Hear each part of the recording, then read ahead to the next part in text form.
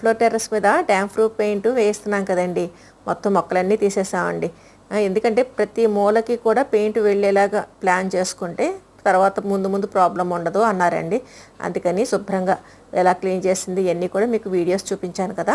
ఇక పెయింట్ వేయడం స్టార్ట్ చేశారండి. ఈ పెయింట్ వేసే ముందు కూడా శుభ్రంగా ఫ్లోర్ అంతా మళ్ళీ మెత్తని చీపురుతో తుడిచేశారనమాట. తుడిచేసి ఈ చిన్ని చిన్ని గుంతల్లో కూడా ఈ పెయింట్ వెళ్ళేలాగా వేస్తున్నారండి. మనకి డ్యామ్ ప్రూఫ్ పెయింట్ 10 ఇయర్స్ పాటు ఎటువంటి లీకేజీలు లేకుండా మన టెర్రస్ని కాపాడుతుందటండి.